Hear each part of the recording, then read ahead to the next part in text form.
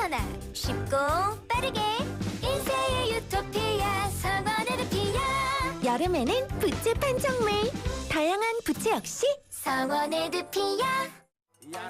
춤과 노래를 즐기는 장수마을 가고시마의 100세 어르신들. 건강 비법은 흑초. 100세 시대 골골백세냐 생생백세냐는 지금 결정됩니다. 늦기 전에 샘표 흑초하세요. 매일매일 흑초 습관. 샘표 흑초 100년 동안.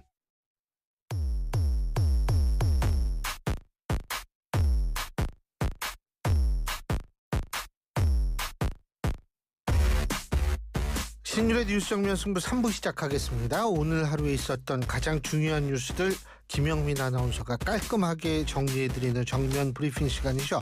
오늘도 김영민 아나운서 함께하겠습니다. 안녕하세요. 네, 안녕하세요. 예, 오늘이 입추래요.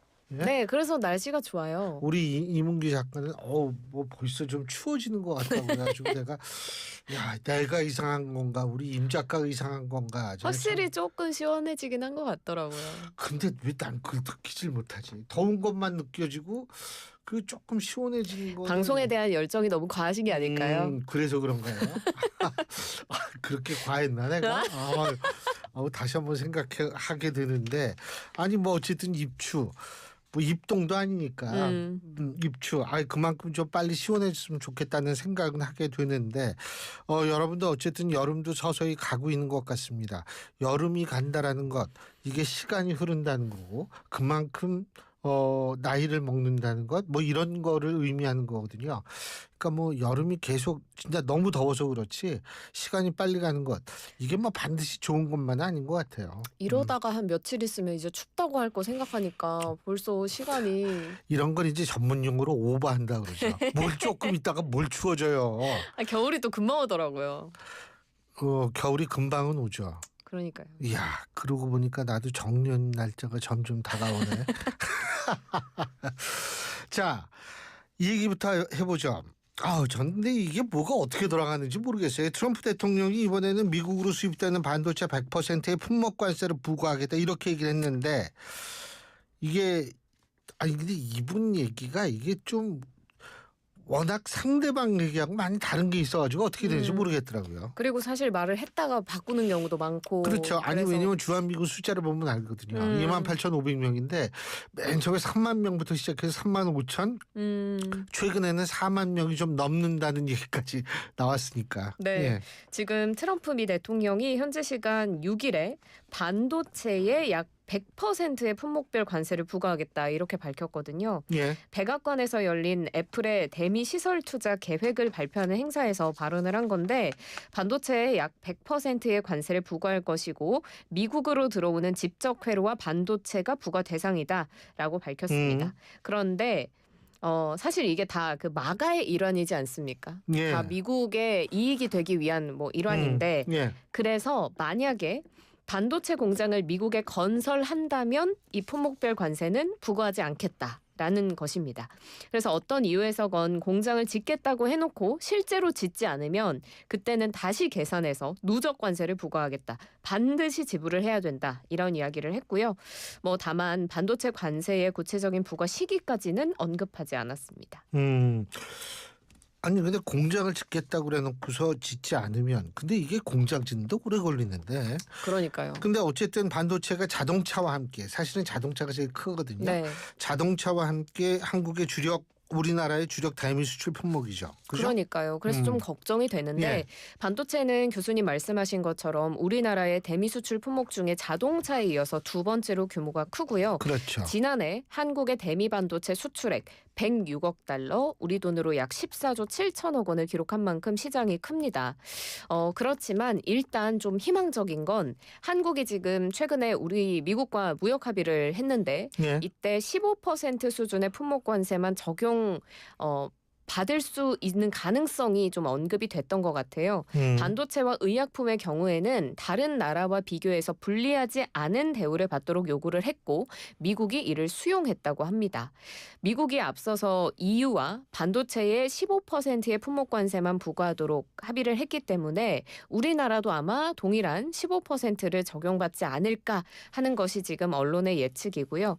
이것도 사실 트럼프 행정부에서 합의 약속을 지킨다는 전제 하에 있는 말이지만 일단 15%로 얘기가 많이 나오더라고요. 그리고 대통령실에서도 예. 입장을 냈는데 우리 정부가 최혜국 대우를 약속받았다라는 점을 강조를 했습니다.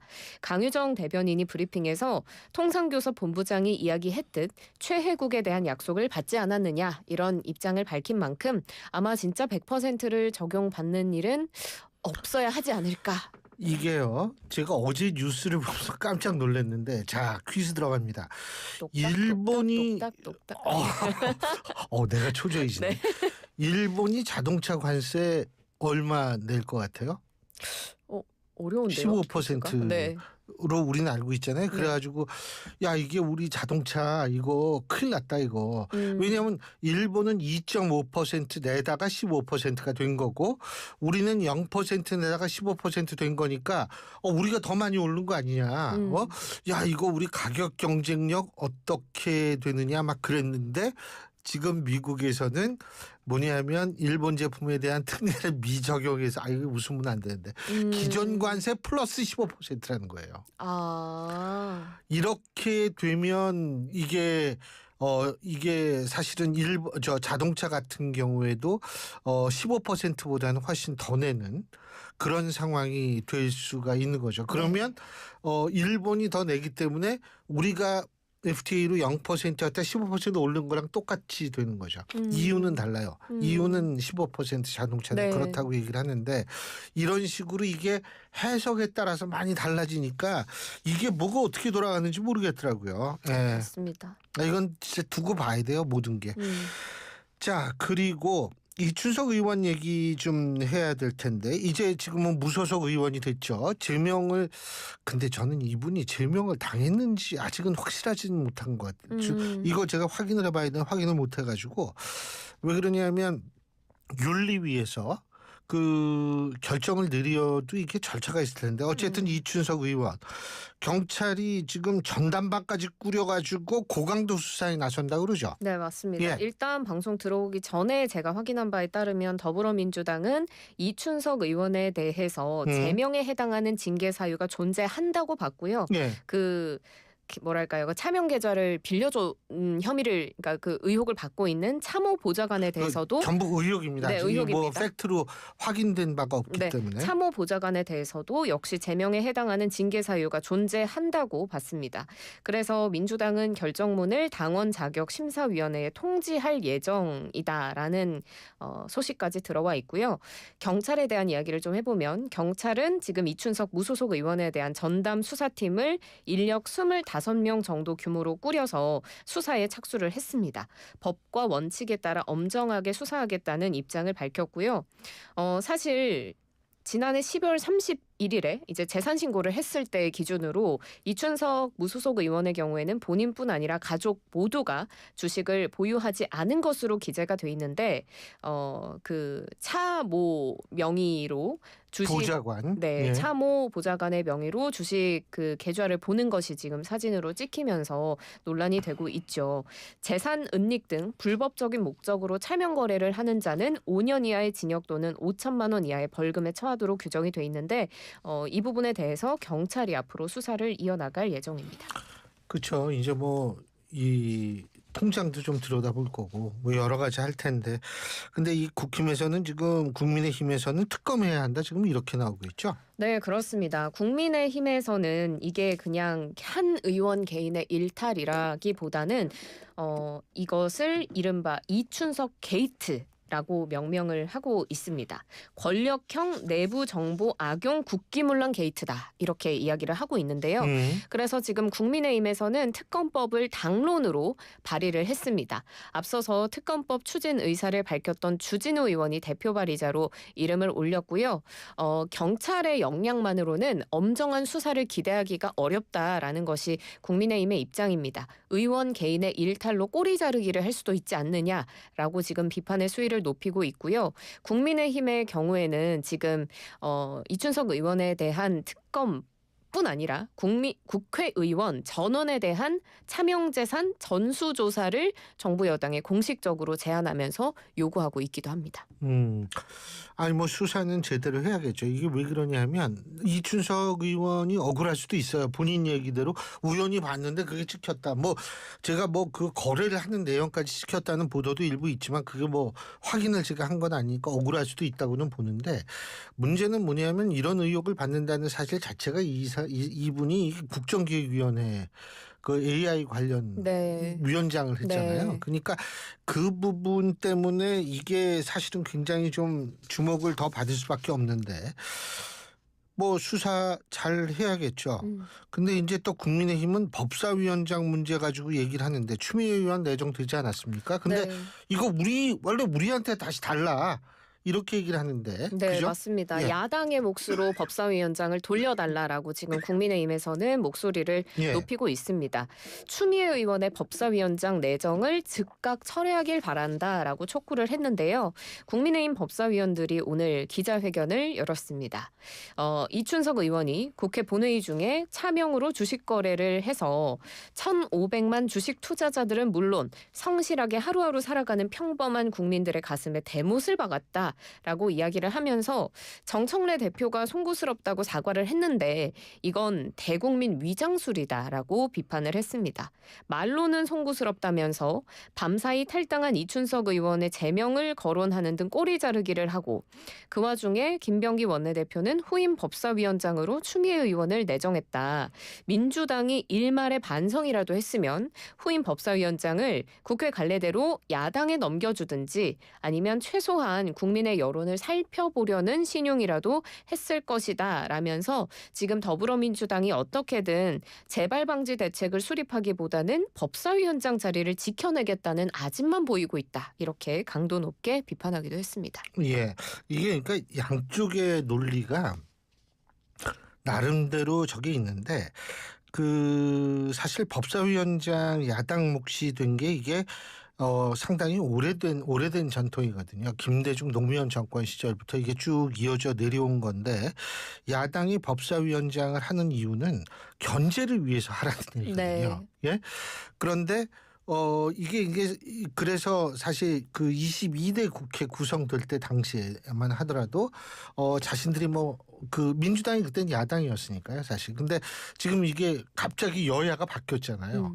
그러니까 이제 양쪽에서 지금 민주당이 얘기하는 건 22대 국회에 이거 전반기는 끝난 다음에 우리가 다시 토론을 하든지 아니면 22대 국회에 쭉 가든지 이렇게 해야지 중간에 이거 바꾸는 게 어딨냐.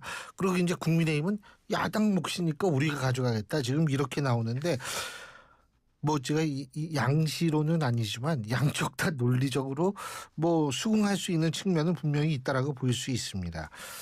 그리고 또 이 우리 축구를 좋아하는 우리 김영민 아나운서를 위한 아이템입니다. 그 손흥민 선수 LA 갔어요. LA 갔습니다. 예. 저 어제 LA 갈비 덮밥 먹었는데. 아 그래요? 그래서 잘했어요. 잘했어요. 오늘도 먹어요. 이건 매일 먹어요, 매일. 손흥민 선수가 LA에 또 새롭게 둥지를 틀어서 이 소식 가지고 왔습니다. 로스앤젤레스 FC, LAFC가 손흥민 선수의 입단을 공식 발표를 하면서 손흥민 선수를 정말 이렇게 뭐랄까요, 환대하고 축켜 세워주는 모습을 보이기도 했거든요. LAFC의 공동 구단주 베넷 로즌솔이 이렇게 말합니다. 소니를 LAFC와 우리 도시로 데려오는 것은 몇 년 동안 우리의 꿈이었다. 저와 제 파트너들은 소니라는 선수와 소니라는 사람에 대한 엄청난 존경심을 가지고 있다라고 이야기를 했습니다. 손흥민 선수는 2027년까지 지정 선수로 등록이 되고 2028년까지 연장 옵션이 있습니다. 계약상 추가로 2029년 6월까지의 옵션까지도 포함이 돼 있다고 하는데 만약에 정말 모두 가동이 되면 손흥민 선수가 만 37세 가까이 될 때까지도 LAFC의 유니폼을 입고 뛸 수 있게 되는 겁니다. 아직 이적료에 대해서 공식적으로 확인된 바는 없는데요. 뭐 현지 매체 등 다양한 외신들의 보도에 따르면 손흥민 선수의 이적료는 2,650만 달러 가량, 우리 돈 약 368억 원으로 이 미국 프로축구 역대 최고 기록이 될 것으로 보고 있습니다. 손흥민 선수의 애칭이 소니군요. 나이스 원 소니. 아 그래요? 네. 노래까지 하네. 네. 전 소니 그래가지고 무슨 회사 이름인가 그랬는데. 네. 근데 이 손흥민 선수 뭐 각오가 나름대로 있겠죠. 네. 사실. 근데 얘기를 들어보니까 처음에 고려한 선택지는 LAFC가 아니었대요. 근데 그 LAFC 회장이 직접 전화가 왔다고 합니다. 그래서 그 전화를 받고 나서 마음을 바꾸었다라고 이야기를 하고요. 그리고 그 LA는 사실 전 세계, 우리나라를 제외한 전 세계에서 가장 한인타운의 규모가 좀 크고 한인들의 인구가 많은 것으로도 알려져 있잖아요. 퀴즈. 네. 그 요새 통계는 제가 정확히 모르겠는데 옛날에는 터키 사람이 제일 많이 사는 도시는 이스탄불이에요. 두 번째 많이 사는 도시가 무조건적으로 많이 사는 도시 어디냐? 독일 베를린이었었거든요. 그렇군요. 예, 그러니까 LA는 외국에 사는 한국 사람 중에 가장 많은 사람들이 사는 곳이 LA인데 이 베를린 이제 터키 사람들이 그냥 많이 사는 것. 그렇구나. 예. 네, 그래서 손흥민 선수도 그게 좀 영향이 있었던 것 같아요. 한인 커뮤니티도 크고 한인들이 많은데 그런 분들을 자랑스럽게 만드는 것이 내가 할 일이다. 이런 이야기를 하기도 했고요. 사실 이미 레전드임에도 불구하고 겸손한 이야기를 합니다. 새롭게 0에서 시작을 하게 됐다. 그래서 이 클럽과 헤어질 때는 레전드로 불리면서 나가겠다. 이기기 위해서 여기에 왔다라고 다시금 포부를 밝히기도 했습니다.